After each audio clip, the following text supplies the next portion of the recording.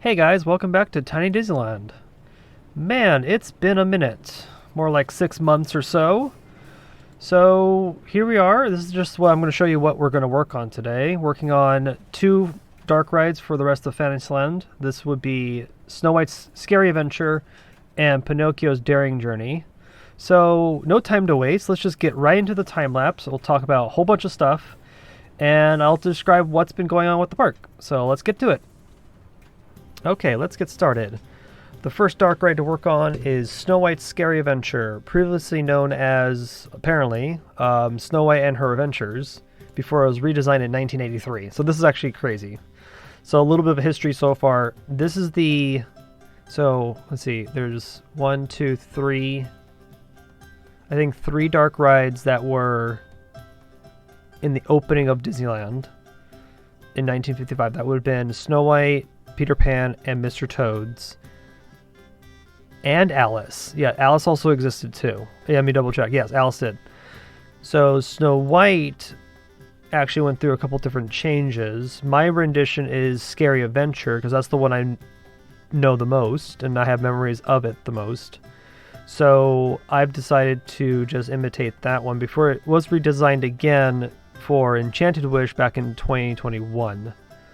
But right now I'm going to build the facade of this gothic looking castle. I'm not really sure what it's supposed to be. Maybe it's like an entrance to a manor / castle.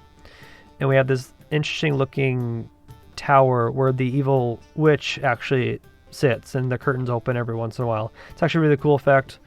It's really neat, but I didn't imitate that here directly because I knew that I'm not going to build animatronic. That's like not going to happen.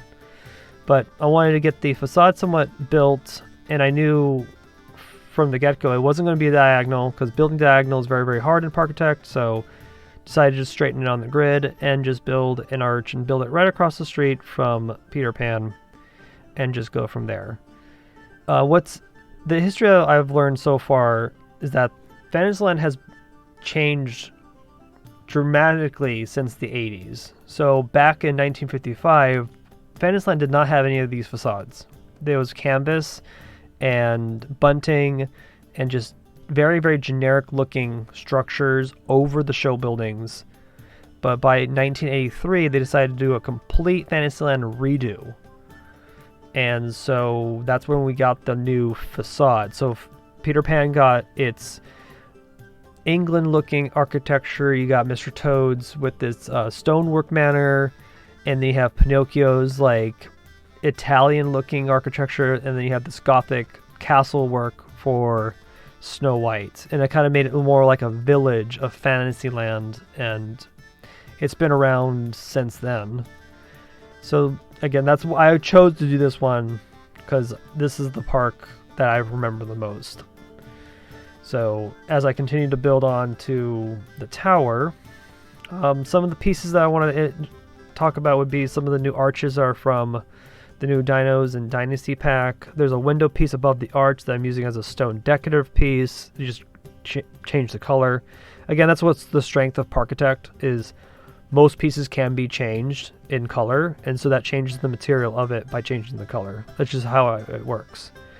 So off to building the dark ride itself.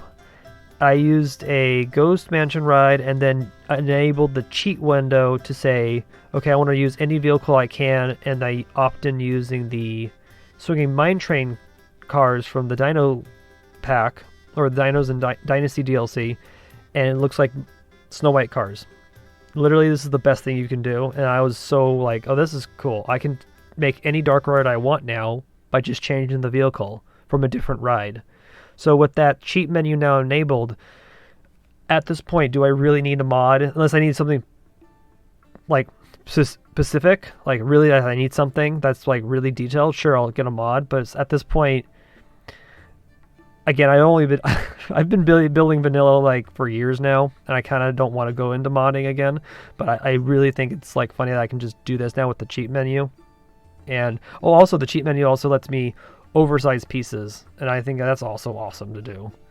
So I'm building the scene that I don't know, remember the most from the ride would be the scary woodland scene where the trees are all like monsters. So the spooky trees from the Halloween pack seem to work perfectly, and I had some like details on them, like some noses and some teeth.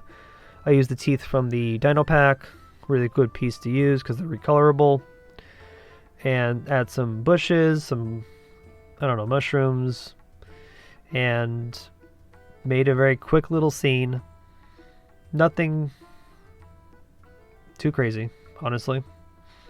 But then I went back on to working on the rest of the facade and adding some more battlements and covering up the show building. I was actually quite surprised that I didn't paint myself into a corner because I originally built Big Thunder a while ago, and then I left this area open for at least Snow White and Pinocchio. And I'm surprised that everything actually fit in the area. So I'm not like in dire straits right now, but I'm gonna think that might happen to me eventually, because once you pick a size of a map, you're kind of stuck, and then you go from there. So we'll see. Oh yeah, this new window piece that we got from the Dinos pack, such a good piece. Oh, it's like the Roman looking, I don't know, window. It's such a great piece to use because it has some new decorational pieces on it. I love it. And then I did this weird roof technique with the spires. It kind of works really well, especially with all the like little ridges it has. And then just topped it off with a cube to kind of pull it all together. And did some window dressing for that. That's basically it. Yeah, you can kind of just see how it kind of just gets put together. Again, this is not accurate. It never will be. But it's a nice representation of the Snow White's ride entrance. And I also was making sure that this wasn't as tall as the one for Peter Pan. Because if I made it too tall, then we would be in trouble. So I'm glad I didn't do that. And that tower off to the left-hand side changes actually magically. You'll see it probably in the tour, because I didn't like it. I do think that a technique is really good is build something, right? And then let yourself look at it. Let it, like, I don't know, sit for a second for you. And then if you don't like it, change it. And then sit, let it speak to you, and then go from there. Because most of my decision making is feeling based to a degree, but also logic. Because I went from square tower to another square tower. I felt like square doesn't always work together. I wanted to break up the squareness. You go for a cylinder or you go for a diagonal. I'm always trying to break up the grid of Parkitect, because that's always the crutch of all of it, is grid.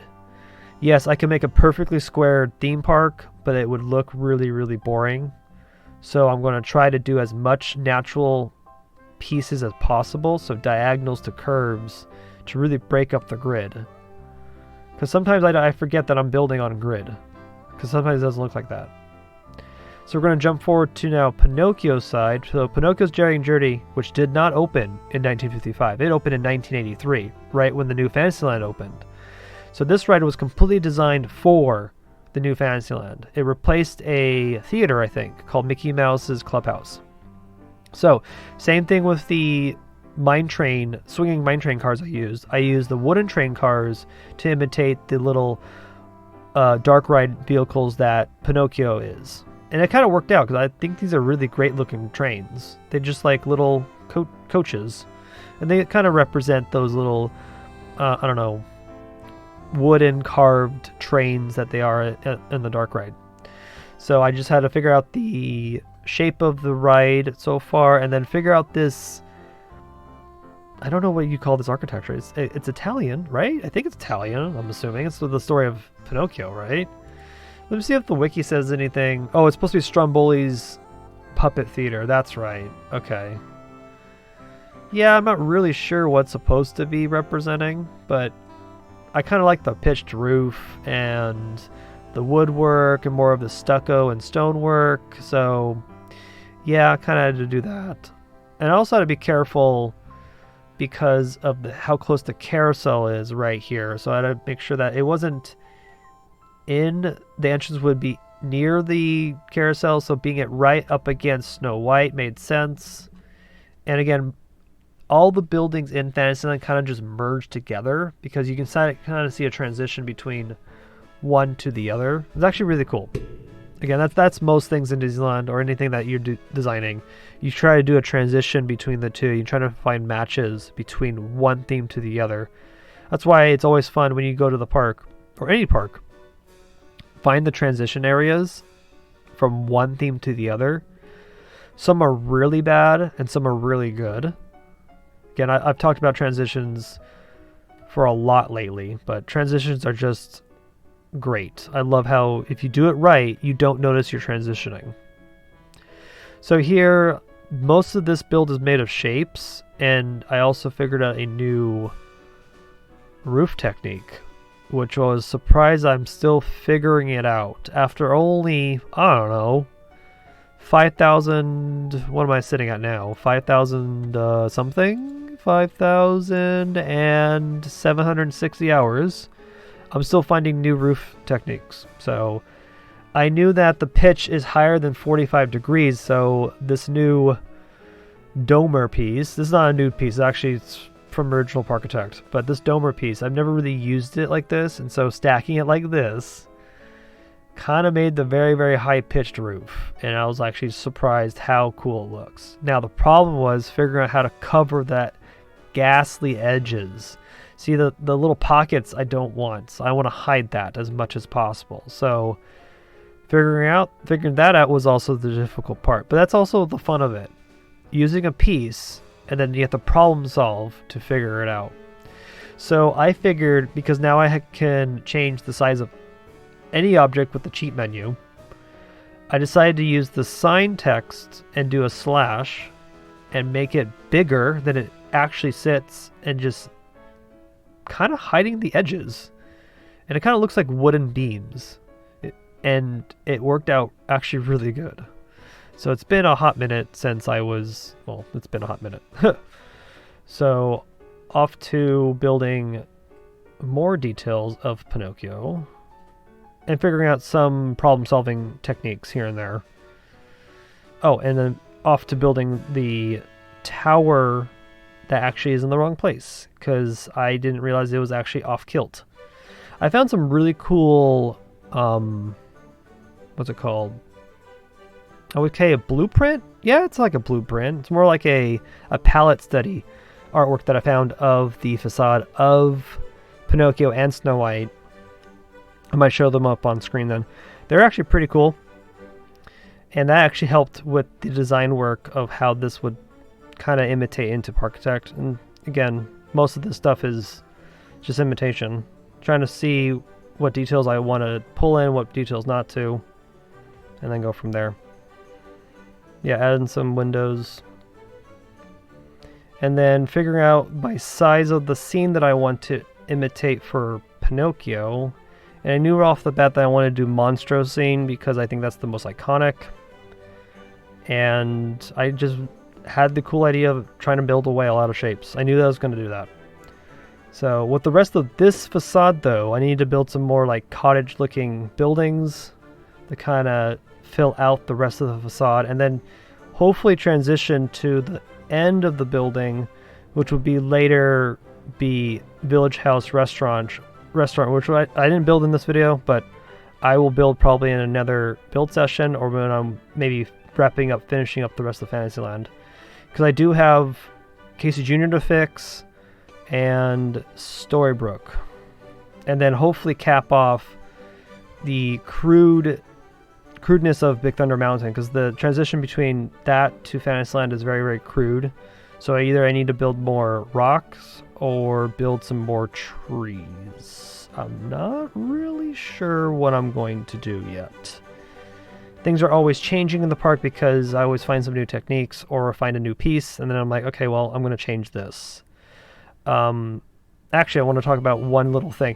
So since we have the whole, you can use any train car on any tracked ride at this point, I've been experimenting if I want to change what the People Mover looks like, because I could use the dark ride track but put a monorail on top of it. It does work. It just doesn't. It goes slower. It's weird, but I'm thinking about it because it would fix some of the weirdness of the overhead trackway of People Mover. But it's a thought that I was going to do it, but I don't know if I want to redo all of Tomorrowland. Because Tomorrowland is done, and I don't want to go back to things. That's always the thing. Like, I don't want to go back to places that I've already worked on, because if I do that, then this park will never be finished. Even that's true for Disneyland. The park will never be finished, but for this project, I want this to be released on the workshop eventually, so that you guys get to explore it. But if I keep going back and repairing things, or changing something because we got a new thing, it's kind of a bait and switch. I want to do it, but I also don't want to do it because I'm going to get stuck in this loop. So I'm going to leave it normal right now as the People Mover that I built a couple months ago, but I'm not going to change it. But I kind of like the idea of I could change it because of the new cheat menu. The possibilities have opened up immensely. I can do so many things. Yeah. So right now you're seeing I'm just finishing up the, I don't know, more cottage. Yeah, it's a cottage building. Doing some weird decorational pieces. I'm using the new heart piece. Not new heart piece. That's actually from Taste of Adventure. Old pack. A good little piece. I don't use those pieces as often as I should, but only when the time comes around I get to use it. So adding some lights, decorational pieces here and there. And then the exit for Pinocchio has to be kind of built. That kind of leads you out toward the back of the carousel. Makes sense. And off to building the scene that I want. It would be the Monstro. So I did a gradient technique with the back wall to kind of simulate, I don't know, a dark evening near the ocean. Kind of was a cool thing to do. And then to do some rocks that are kind of painted blue in like the moonlight. Kind of wanted to do that. I also knew in the back of my head that I wanted to make sure that strobe lights were going to work. So I purposely made a pit. I want to put the basically Monstro in there and then go from there and then just build some more stuff. So when it ever comes to building creatures or anything with shapes, you kind of have to think three-dimensionally on what pieces I'm going to use. I knew I was going to use cylinders and spheres because a whale is kind of round. And then I knew that the teeth were involved, so the new fossil pieces we got from the Dinos and Dynasty pack really helped out. In this one, they really like pulled in that Monstro feel. So we have the broken teeth here, kind of resized them. And then actually I used that same piece for the top teeth. I didn't have to flip them because the bottom of that model is actually very, very round. And it worked out really well. You can see I'm using 45-degree cylinders and some half hemispheres to kind of get the bolt, like the shape of the whale. I have to build Monstro again, by the way, because I have to build Monstro for Storybook. So it's so funny that Monstro exists twice in this land. So first he's outside where you go through with a little boat, and second he's inside a dark ride. It's kind of funny how Monstro kind of exists twice. But I have to build two whales. Funny thing, this is a trivia, Disneyland. You actually get to do, there's two rides in the park that you, yes, there's two rides in the park that you go through a whale. That would be Storybook Adventure, or Storybook Canal, and Submarine Voyage from Finding Nemo. You actually get to do, it's so funny how that's a trivia thing. It's like the, there's a graveyard trivia thing as well. I don't know if that actually stands anymore, because you have to count how many graveyards are in the park. Yeah, I would have to double check that, but I won't. You guys can go look that up yourself. But there's, again, Disneyland has so much trivia, it's actually ridiculous. It's so fun to actually think about some of that again. But on to working on the strobe light effect. Well, actually no, on to the next thing, because I was talking over that. I had to fill in this back corner of this scene because it was just open, and so I just opted to make Geppetto, because there is a scene in the dark ride. After you see Monstro, you take a right turn into a S-bend back to left, and there's a Geppetto figure calling out Pinocchio's name, and he's holding a lantern. And there's always this effect on the back wall that it's painted light. And so I want to try to imitate that here for some reason with the rocks and just, yeah, I wanted to do interlocking rock pieces with light fixture from the lamp. So it looks like it's on right now, but it's daytime. But it's like a dark. It's a theater technique you do with painted light. So the light itself is actually not bright in the rock ride, but they wanted to make the reflection of the light kind of refract off the wall, and so I wanted to imitate that here. You can kind of see I did interlocking pieces with rocks, 2 different colors. So dark blue would be your normal rock, and then bright orange is the light coming from the lamp. I always found this fascinating for like when dark rides do this painted light technique. Pirates of the Caribbean did this a while ago, but it looks like we're at the end of my time lapse, and we're going to go jump over to the tour and see what's up. Okay, welcome to, I want to call this the left side of Fantasyland if you're coming from the castle. Yeah, left side of Fantasyland. And we have here Snow White's Scary Adventure and Pinocchio's Daring Journey. And yeah, I am quite surprised and happy with the results of the placement of everything. I'm always very cautious and subconsciously worried when I build the next thing of this park that things start colliding together. But I think it's always going to be a battle, especially for a project of this size. But I think my intuition has been pretty solid lately, so I'm going to move forward and continue on. But it's always like doubting yourself type of thing. Kind of hard to fight that, but I've been fighting it. So let's first look at the little building for, I don't know, Snow White. Yeah, gothic looking castle. Kind of imitates what it is in the park. I like the entrance, and you kind of just go right in and come out. And then here's the actual, oh, this is cool. Kind of like an overview over bird's eye view. Oh yeah, I added these eyeballs. I didn't talk about these in the time lapse, but I added little eyeballs, like little blinking creatures. And so I thought it was kind of like a cool little, I don't know, dynamic thing to add. I do really like that these vehicles match the theme so well. I mean, even the coaster train wheels are actually hidden underneath the track, which is kind of cool. But yeah, there they are. There's a little scary woodland scene. Yeah, at night it kind of looks like this, a little bit more glowing, and there's the eyes kind of just blinking. It's kind of cool. And then over here is Pinocchio's Daring Journey. I kind of like this architecture. Kind of looks really very European, Italian. I don't know if it's really Italian, honestly. I have no idea. But here's Mr. Monstro the whale. There that night. So let's see what the strobe light looks like. I think I got the strobe light okay. It's not the best strobe light, but it kind of just, yeah, there's the strobe. It works for me.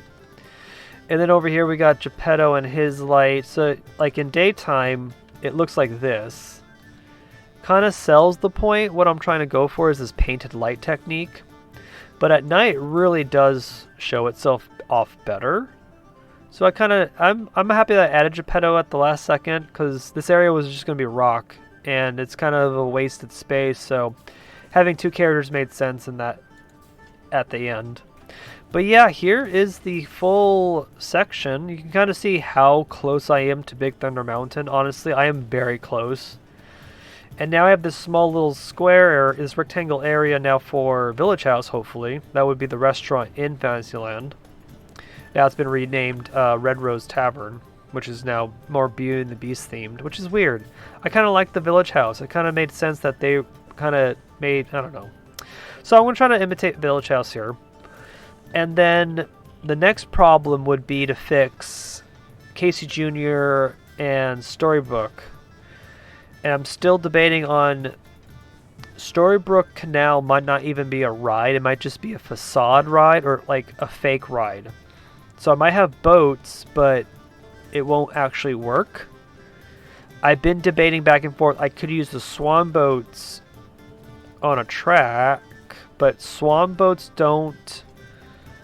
Yeah, swan boats can't be part of this. Allow using any train on any ride, because all boat rides are different than tracked rides. It has to be track on track. It can't be the bumper boat can't be on a track because it never was. So I think that will never exist. So I could make it out of an actual ride, but with such small space I have here, it would be almost impossible. And this layout of Casey Jr. might change, but I kind of like the actual layout. There's a lot of decision making that has to happen, especially for this end part. But honestly, after this area is finished for Fantasyland would be done. And then I can finally start figuring out what the berm's going to look like for the train. And I can then maybe start working on the Indian village for the Rivers of America.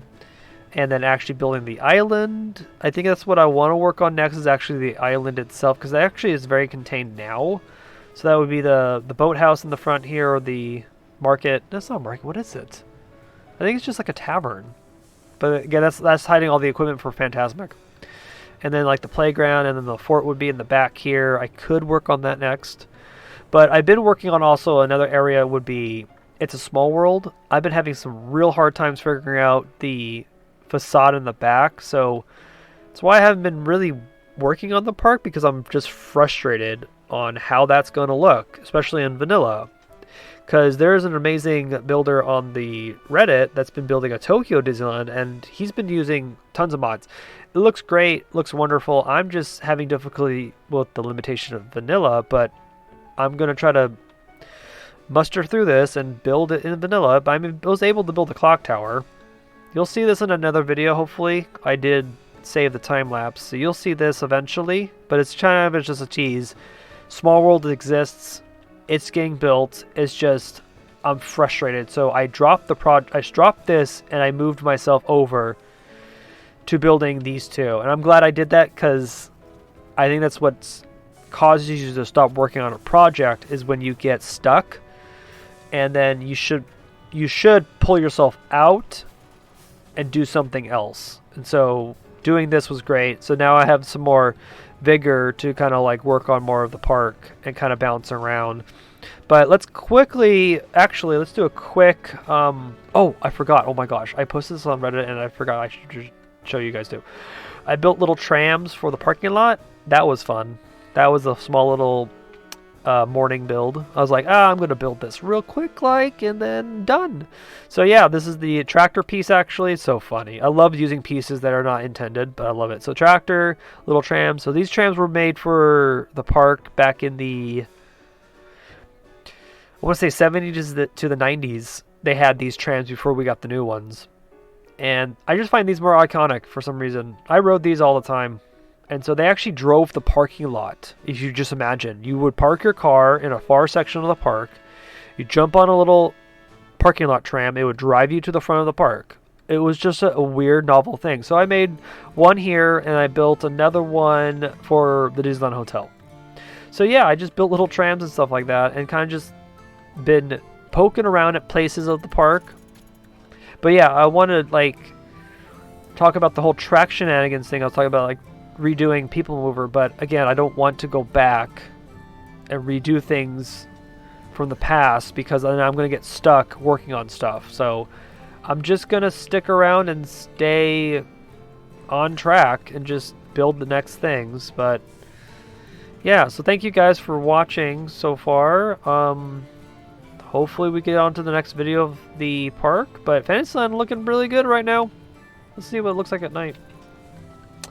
Man, looking really good. I like the solidness of it. Each ride has its own little scene. It kind of really works really well. So yeah, enough rambling. Thank you guys for watching. I'll catch you guys in the next episode. Bye.